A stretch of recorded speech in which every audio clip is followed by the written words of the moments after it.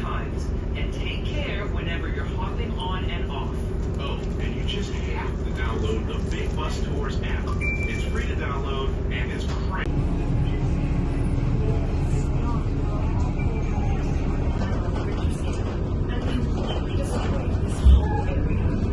The Fisherman's Wharf you see today rose from the ashes of that devastating day, like a lot of the Bay Area. Well, a lot of the original fishermen here were Italian, so you might notice that many of the restaurants around here have Italian names. Today, millions of visitors walk the Fisherman's Wharf to sample the famous local clam chowder, usually served in sourdough bread bowls. And believe me, it tastes as incredible as it looks.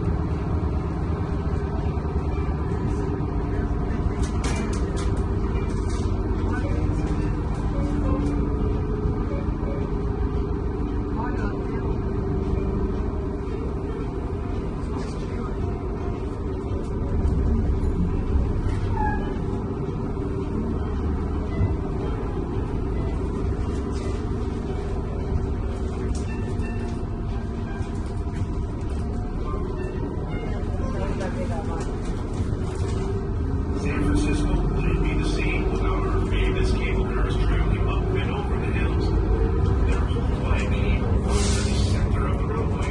Clever, huh? Yeah. The first ever public cable car was opened in 1873 to save horses from struggling up the steepest hills with a heavy load.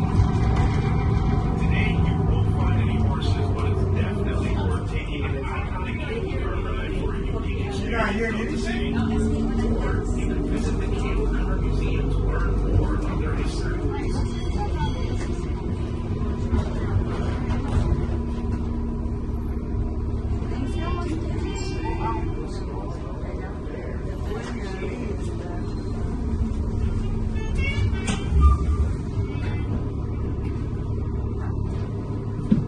That bright pink neon sign on our left is for the awesome Buena Vista Cafe. This San Francisco landmark is famous for its menu and its history. It first opened as a saloon in 1916, welcoming sailors and fishermen. But it's most famous for introducing Irish coffee to the United States. Irish coffee has four main ingredients: coffee, sugar, cream, and Irish whiskey. Delicious.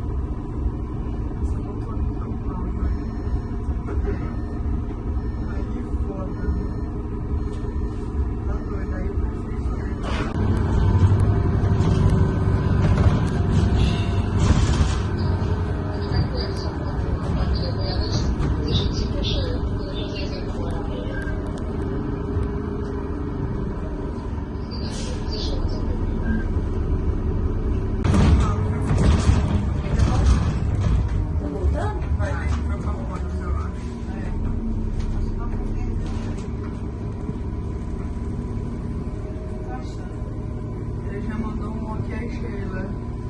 A musiquinha tá tocando, é porque vai voltar. Eu acho que deu problema Na gravação. Gente, depois. Acho que a gravação tá Ai, Deus. Não vamos estressar. Não, vamos passear. Cansei de ouvir.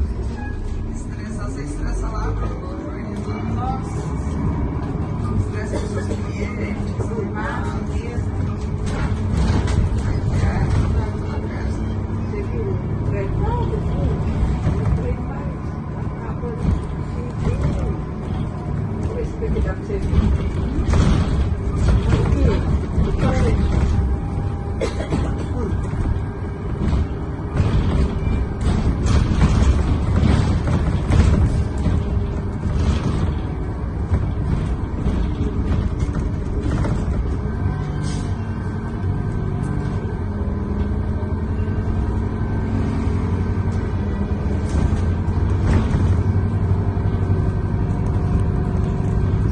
Eu acho que a temperatura do ônibus vai subir. agora como vai tu descer? Será que já tem alguma coisa? Não é possível.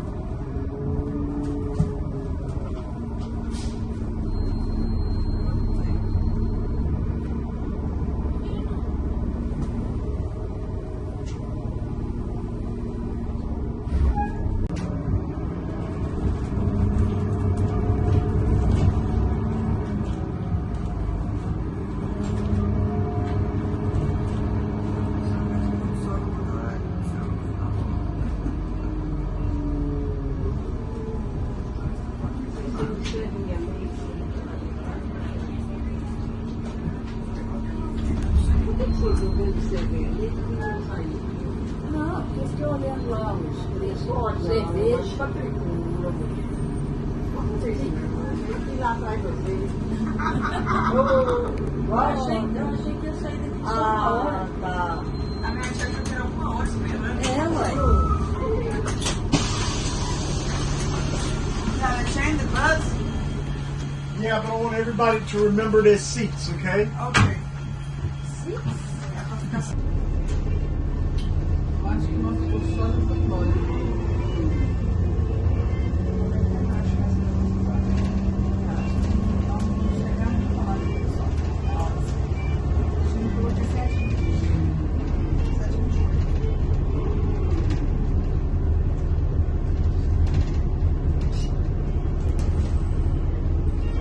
What this is.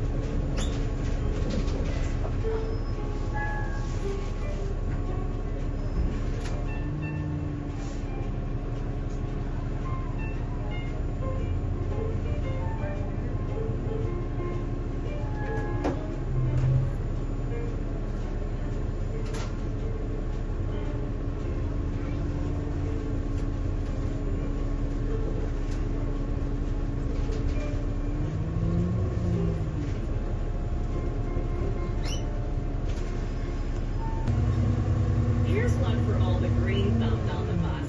Tim, tell us all about the amazing redwoods you can find here in San Francisco. With pleasure, Chloe.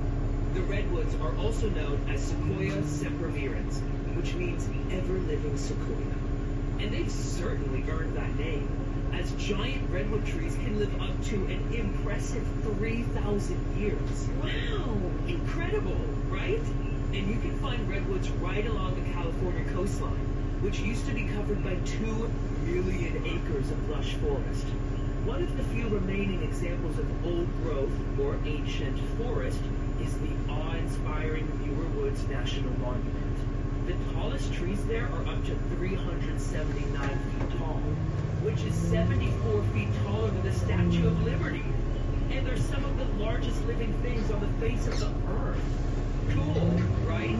If that seems like your kind of place, luckily, we run a tour that'll take you right there. Just ask any of our Clear Bus Tours team members for tickets.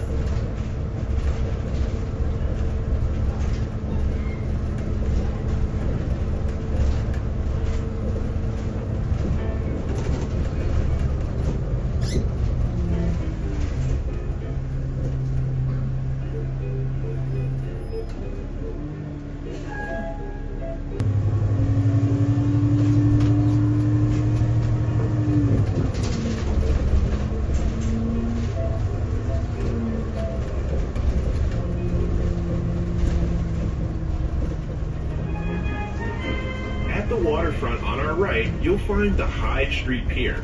It's part of the San Francisco Maritime National Historical Park and has the largest historic boat collection here on the West Coast. How cool is that?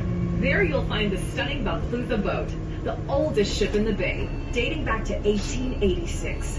Wool and timber from Europe and the East Coast to ports in the Pacific. It is 300 feet long and weighs almost 1,700 tons. You can explore it on one of their daily guided tours. They're great fun. You can imagine you're voyaging across the high seas, fighting pirates and storms.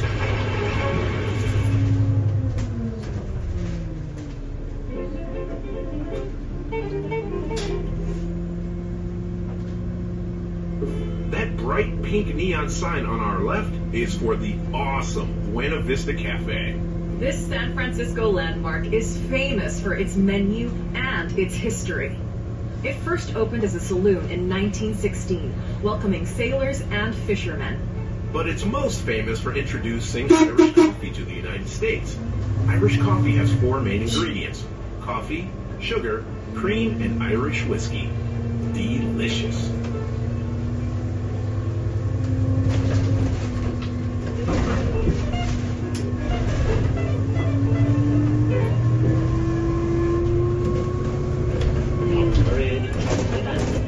Global shipping port and keep the city's connection to the open oceans alive. Totally.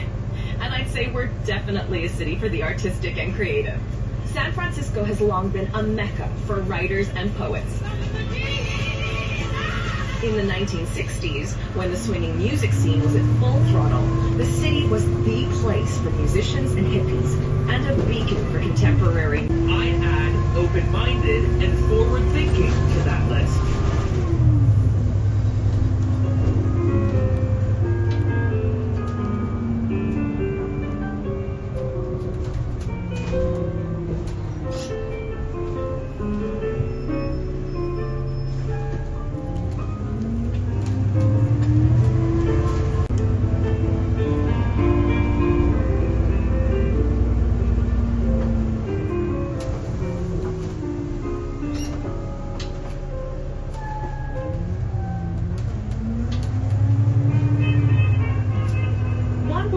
To our right is Van Ness Avenue.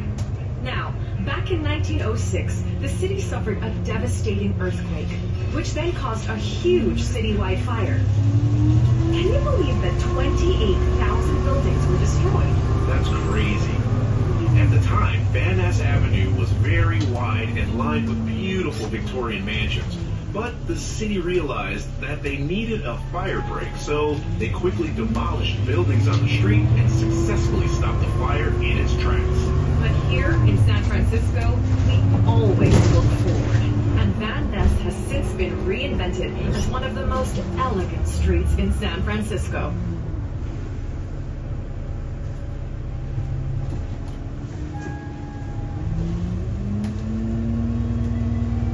This is Polk Street, named after former U.S. President James K. Polk. Tim, what did he do to get a street in San Francisco named in his honor?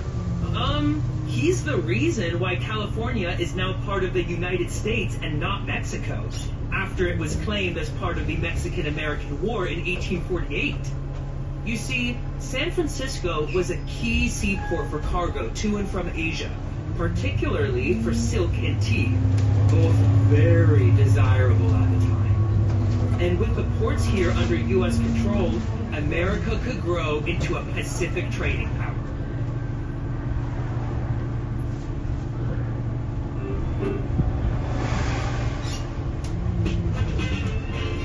San Francisco is one of the world's gay capitals, and for good reason.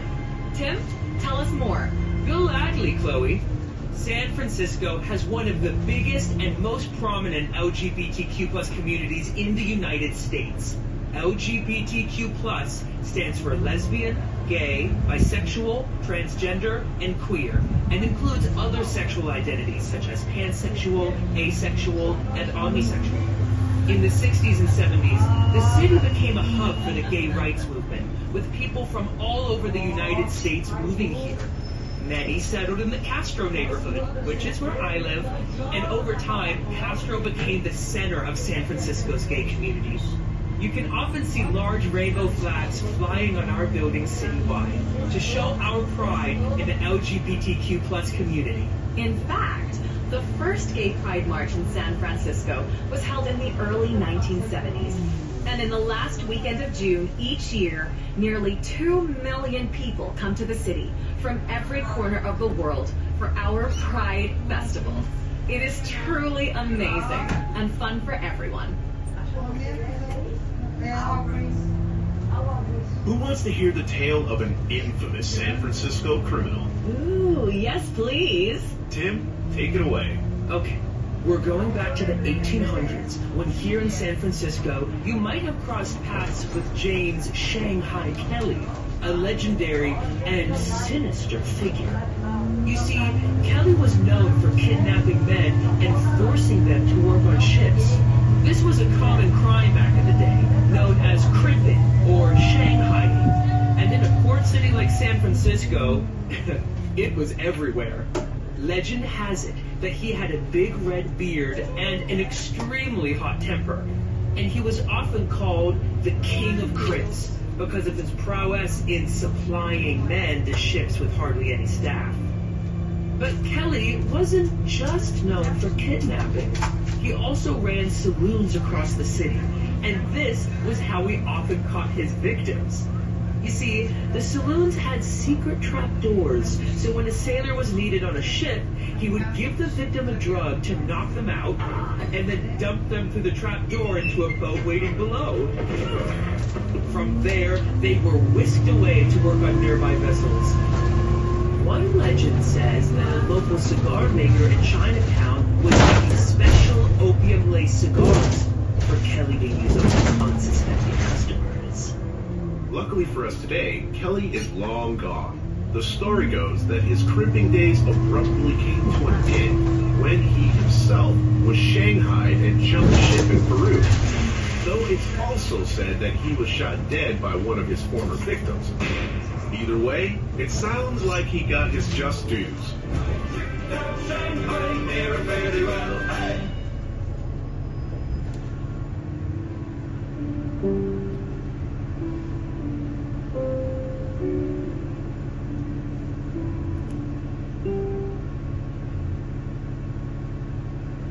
Polk Street, which we're on now, was part of the original gay district of San Francisco. In fact, it was here that the city hosted its first official Gay Pride Festival back in 1970. And get this, a reported 50,000 people attended. Wow. Polk Street became synonymous with the LGBTQ+ community and home to gay and queer-run businesses, bars, and stores. Today, Pride takes place over on Market Street, but the path that Polk Street forged remains central to its glorious history.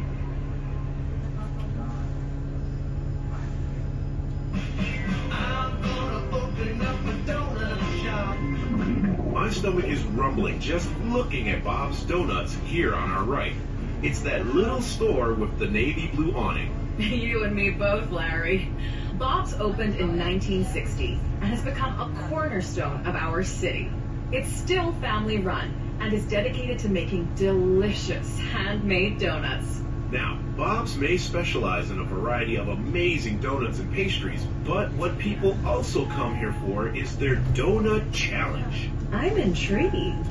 They famously set customers the challenge of eating a Bob's donut within 2 minutes.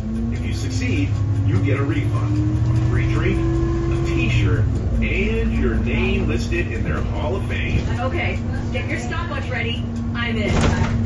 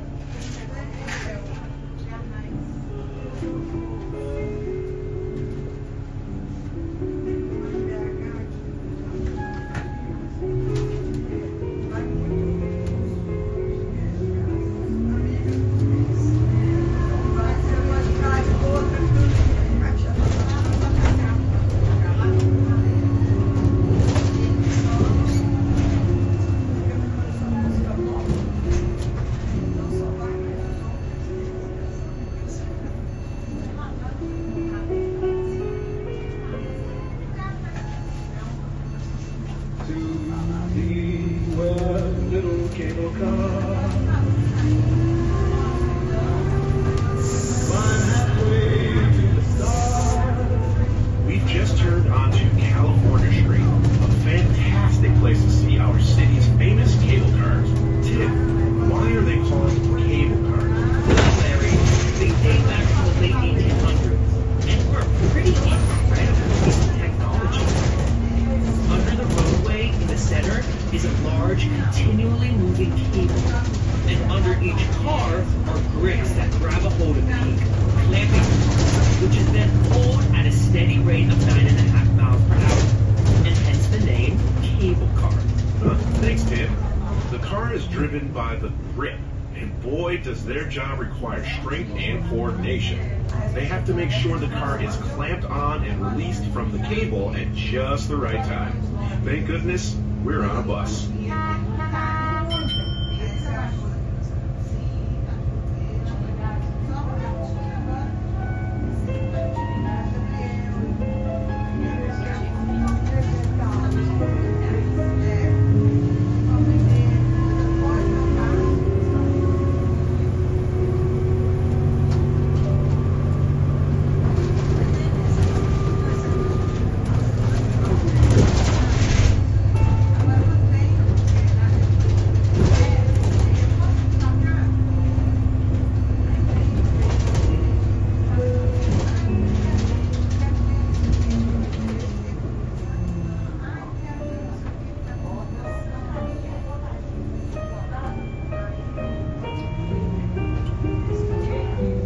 I want you guys to get your cameras ready, because when we get to the middle of this intersection, you're going to take a picture to the right. Okay? Okay.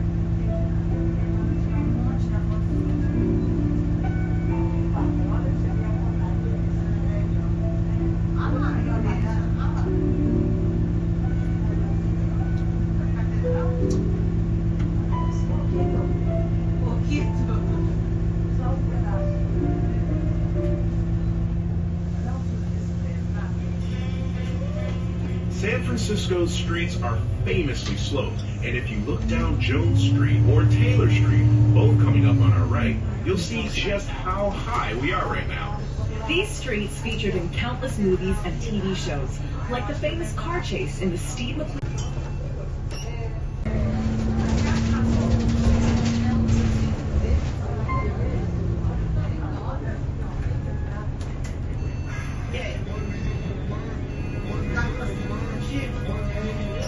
See that grand brownstone mansion on our left? Well, that's the only mansion in Nob Hill to survive the 1906 earthquake and fire.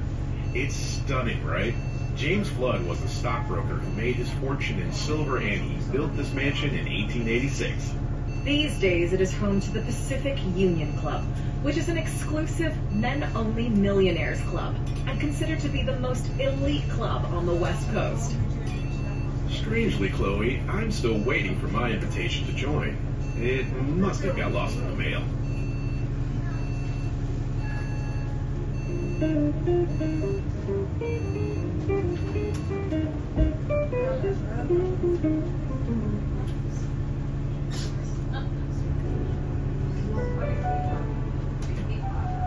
That grand hotel on our right is the exquisite Mark Hopkins Hotel.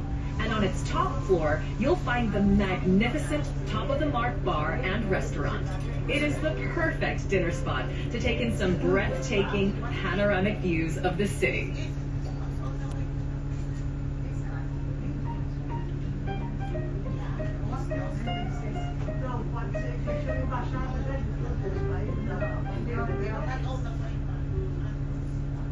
I left my heart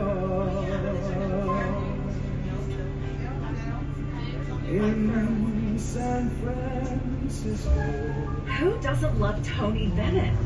Well, he first sang that song in 1961 at the Fairmont Hotel, here on our left. But the hotel is probably most famous for what lies in its basement. The Tonga Room and Hurricane Bar is a world-renowned restaurant and tiki bar. The decor in there is incredible.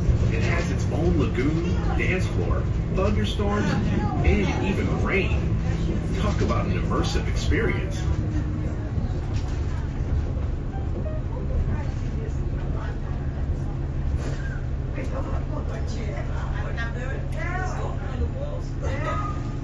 This is the intersection of Powell and California Street. Tim, it's just an intersection. Why is it so special? Well, it's the only place in the city where the 3 remaining cable car lines meet and cross. So it's the perfect place to jump on a cable car and explore the city the old-fashioned way.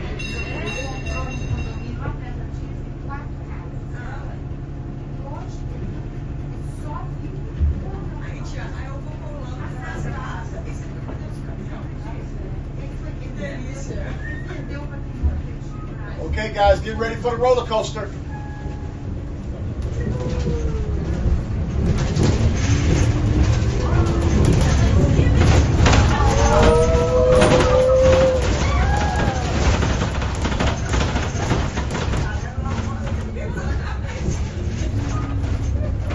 All right, now you're gonna take pictures to the left and right in the middle of this intersection. The pagodas. As we come down the hill, check out the pagodas on top of the buildings on the left and right. And as we get closer, look down the streets on our left, and you'll sneak a peek in the United States. It's brimming with mouth-watering dim sum joints. Herbal-rich design on our right is 555 California Street, aka the B of A building. Film buffs among you may recognize it as the entrance to the Dune Tower in the Towering Inferno, the classic disaster movie set in San Francisco from the 1970s. That's right. But it wasn't the building's only moment of Hollywood fame. Clint Eastwood's Dirty Harry and Will Smith's The Pursuit of Happiness were also filmed here. Not bad for a pretty regular-looking office block, huh?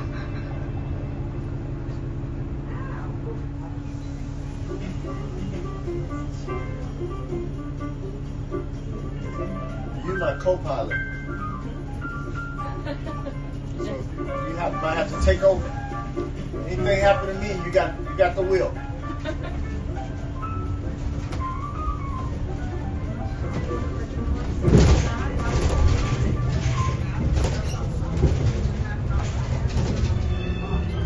San Francisco is an amazing city, and it's only natural that it's featured in so many movies. It's hard to keep up. It's got to have something to do with our unique and breathtaking landscapes. Don't you think, Larry? Absolutely. The films that are set here normally fall into 2 camps. Firstly, there are the ones that are based on true life stories, which actually took place here in San Francisco, such as Zodiac, Milk, Moneyball, and The Social Network. Then you have the fictional films that are set here because the city is such a fantastic backdrop, like Basic Instinct, Vertigo, Dirty Harry, The Maltese Falcon, The Towering Inferno, Venom, Ant-Man, and Mrs. Doubtfire, to name but a few. What an amazing list of movies. Good job, San Francisco. And you bet we'll be pointing out some of these famous movie locations on the tour.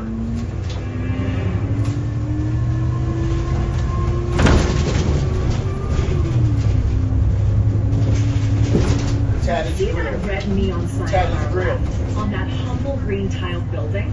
Well, that's the sign for the oldest restaurant in California, the Taddage Grill.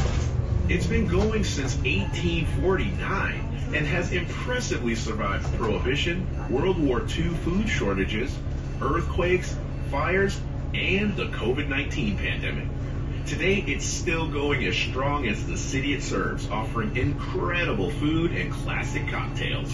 Cheers.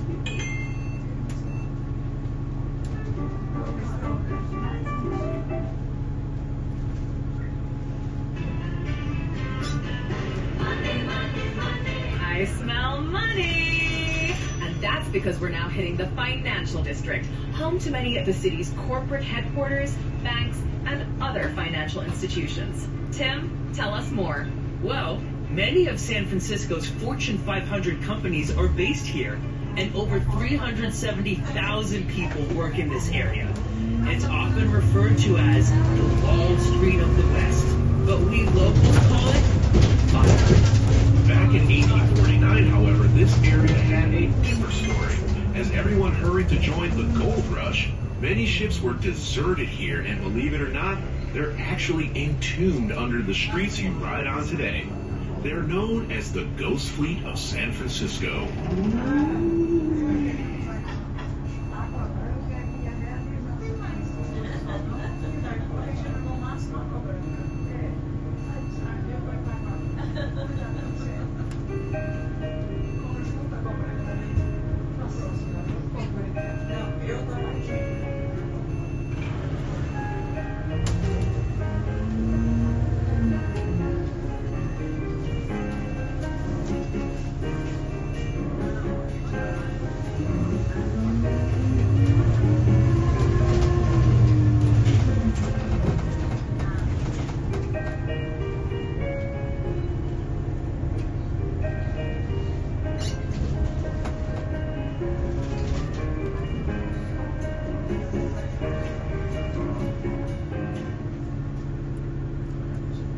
Okay, folks, we're now crossing over Market Street, which runs to our left and right. It's a major thoroughfare in downtown San Francisco and has bags of history. It dates back to the early 1840s when San Francisco had just 700 inhabitants. It's home to the yearly Pride Parade and the historic streetcars of the F-Line run up and down Market Street. It's also home to a host of high-tech companies, including Twitter and Uber, to name just a few.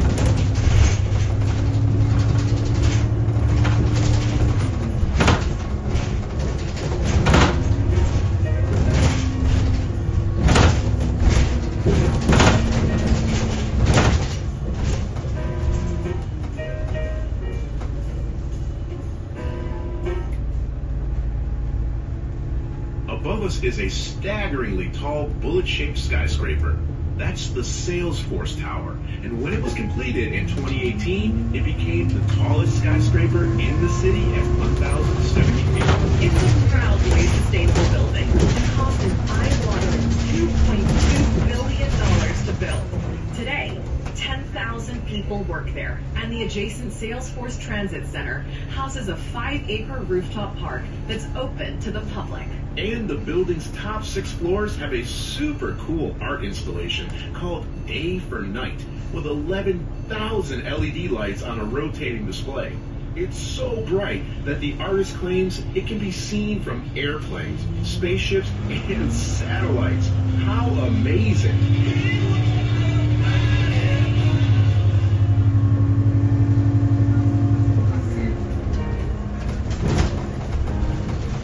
And in their lunch break, take a swim in the 60-foot pool. They can exercise in the fitness center or even enjoy a movie in its private cinema room. When can I fit in?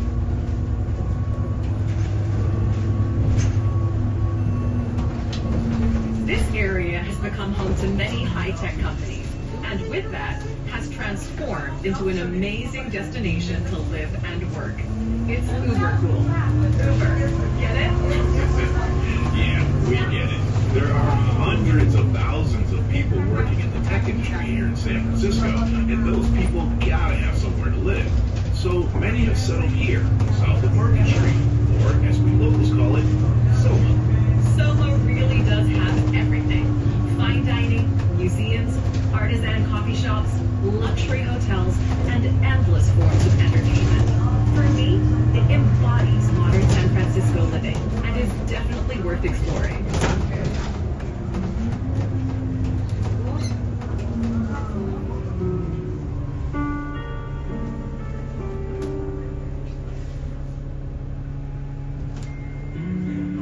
When the lights go down in the city. In the 19th century, Soma, the area we're in now, was mostly just residential housing.